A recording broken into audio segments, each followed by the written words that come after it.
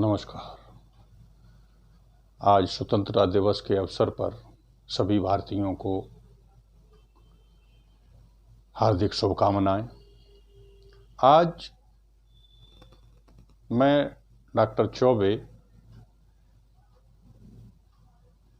भारतीय शिक्षा प्रणाली में हमारे प्रधानमंत्री की भूमिका क्या है, जो उन्होंने परिवर्तन किए, जो भारत के लिए अमृत की बूंद के समान सिद्ध होंगे, भविष्य में इसके परिणाम हमें दिखाई देंगे, उस पर हम अपने विचारों को व्यक्त करते हैं। प्रारंभ से ही भारत शिक्षा के क्षेत्र में विश्वगुरु रहा। पूरा विश्व भारत में शिक्षा प्राप्त करने के लिए आता था। काशी शिक्षा का गढ़ था। तक्षशिला, नालंदा जैसे विद्यालय थे देश में, जिसमें शिक्षा हम पाते थे गुरु संतों के वेश में। गुरु हमारे संतों के समान थे, पूजनीय थे, तो शिक्षा प्राप्त करने के लिए हम जाते थे। भारत विश्वगुरु था। अश्वघोष, नागार्जुन, गुरु चाणक्य यहाँ थे। इनकी समता के दुनिया में बोलो कौन कहाँ थे। इनके बल पर ही दुनिया में भारत बख्श तना था और इनके बल पर ही दुनिया का भारत गुरु बना था। लेकिन हमारी शिक्षा धीरे धीरे किस तरीके से पतन की ओर चलने लगी। प्रारंभ में हम विश्वगुरु रहे। वैदिक युग में हम देखते हैं कि वेदों की शिक्षा सभी के लिए समान थी। जातियों का विभाजन जन्मनो जायते शूद्रा कर्मण्यानुसारेण जातना भवत्। कर्म के अनुसार जातियों का विभाजन था, जन्म के अनुसार नहीं था। सभी को वेदों की शिक्षा लेने का प्रावधान था। कोई भी वेद पढ़ सकता था। स्त्रियों के लिए शिक्षा की विशेष व्यवस्था थी। अपाला, घोषा, गार्गी विदुषी महिलाएं थीं। गार्गी ने तो राजा जनक के दरबार में राजा जनक के गुरु याज्ञवल्क्य तक को परास्त किया था। शिक्षा निरंतर चलती रहती थी, स्त्रियों की भी। गुरु ग्रह पढ़न गए रघुराई, अल्पकाल विद्या सब पाई। 5 वर्ष की उम्र में उपनयन संस्कार करके और गुरु के आश्रम में बच्चों को भेज दिया जाता था। 25 वर्ष तक वहीं ब्रह्मचर्य व्रत का पालन करते हुए शिक्षा ग्रहण करते थे। गाय का दूध पीते थे, गुरु की सेवा करते थे, विद्याध्ययन करते थे। 4 आश्रम थे हमारे यहाँ: ब्रह्मचर्य, गृहस्थ, वानप्रस्थ और सन्यास। आजकल हमें शिक्षा दी जाती है, विद्या नहीं दी जाती। तो शिक्षा का प्रावधान कब से आया? 4 पुरुषार्थ थे हमारा: धर्म, अर्थ, काम, मोक्ष। पहले हम धर्म पर चलना सीखते थे, धर्म की परिभाषा क्या है वो हम सीखते थे। फिर उससे अर्थ, पैसा कमाते थे। धर्म, अर्थ, काम, फिर अपनी भौतिकताओं की वस्तुओं की पूर्ति करते थे उसी धन से। और अंत के 25 वर्ष जो होते थे वो हम मोक्ष प्राप्ति का साधन। तो विद्या और शिक्षा, धीरे धीरे हम शिक्षा की ओर बढ़ने लगे। क्योंकि हमने एक जगह पढ़ा था, डॉक्टर राजीव दीक्षित ने कहा था कि विद्यार्थी को सदैव गाय का ही दूध पीना चाहिए। हम गाय और भैंस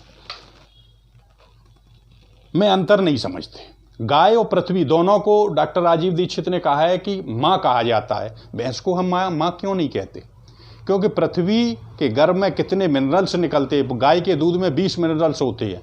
आज वैद्य पर आप जाइए तो वैद्य आपको क्या बताता है कि गाय के दूध से आपको दवा लेनी है, गाय के घी से दवा लेनी है, लेकिन भैंस के दूध से नहीं बताता वो। तो गाय, हमारे गुरुकुल जो चलते थे, लॉर्ड मैकाले ने 1935 में जब शिक्षा नीति लागू की, वहीं से जो है पतन शुरू होने लगा। लॉर्ड मैकाले जब यहाँ से इंग्लैंड वापस किया था तो वहाँ जाके वहाँ की पार्लियामेंट में उसने कहा था कि मैं इस तरह की शिक्षा प्रणाली लागू करके आया हूँ भारत में कि भारत कभी भी स्वावलंबी और विकसित देश नहीं हो सकता। लेकिन हाँ, एक चीज़ हमने ज़रूर देखी है भारत में, वहाँ रिश्ते बहुत मजबूत हैं। एक घर का नौकर अगर वृद्ध है तो घर के लोग उसका नाम नहीं लेते, उसका सम्मान करते हैं और उससे काका, ताऊ या चाचा कहते हैं। तो रिश्तों को तोड़ना बहुत मुश्किल है भारत में, क्योंकि बहुत मजबूत हैं। लेकिन शिक्षा प्रणाली उसने लागू की और हम उसी शिक्षा की ओर जो है चलने लगे।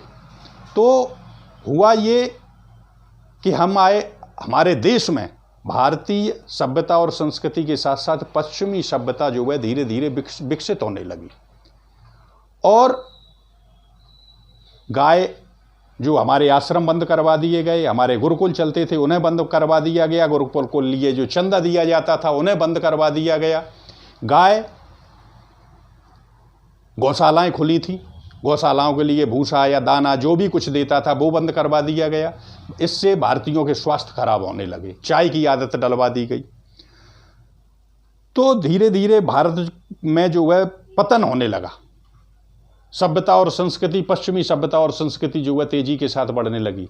जबकि 1947 में जब देश स्वतंत्र हुआ तो गांधी जी ने नारा लगाया था बैक टू विलेजेज, गांव की ओर वापस चलो। उन्होंने कहा था कि work for every hand is compulsory, क्योंकि खाली दिमाग शैतान का घर होता है। भारत एक पॉपुलेटेड कंट्री है और हमें जो है प्रत्येक हाथ के लिए कार्य चाहिए। भारत गांव का देश है। संविधान बनने के बाद भी गांधी जी ने कहा था कि doctor Rajendra Prasad, India is the country of villages, you made the constitution according cities.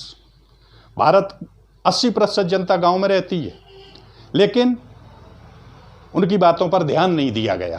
तत्कालीन सरकार ने कोई ध्यान नहीं दिया और शहरों का विकास होने लगा और गांधी जी का राम राज्य का सपना धीरे धीरे टूटने लगा। लेकिन आज हम देखते हैं कि आदरणीय प्रधानमंत्री जी ने शिक्षा में जो परिवर्तन का बीड़ा उठाया है, उससे ये लगता है कि पुनः भारत विश्व गुरु बन सकता है। क्योंकि आज जो परिवर्तन माननीय प्रधानमंत्री जी ने किए हैं, उससे ये सिद्ध है कि कक्षा 12 पास करने के बाद लड़का अपनी रोजी रोटी स्वयं कमा सकता है।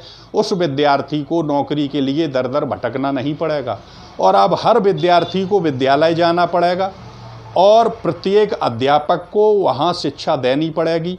Moral education, physical education, law education, self defence education, इस तरीके की हर शिक्षा जो है दी जाएगी और एम्प्लॉयमेंट की शिक्षा दी जाएगी ताकि आप बेरोजगार नहीं रहें। मोशनलेस एजुकेशन नहीं होगी भारत की। अब आपको शिक्षा और विद्या में अंतर समझ में आएगा। शिक्षा जो आप ग्रहण करते हैं, भौतिकता के उद्देश्य सारे उसी से पूरे हो जाते। साविद्या या विमुक्तये, और जिससे मुक्ति का मार्ग प्रशस्त होता है वो विद्या है। जिस तरीके से हमारे जो 4 आश्रम थे, अंत में जो सन्यास था, तो उस समय वो आध्यात्मिकता आपके काम में आएगी। और इतना ही नहीं, अब भारत विकसित देश होगा और फिर से भारत हमारा विश्व गुरु बनेगा। जय हिंद, जय भारत।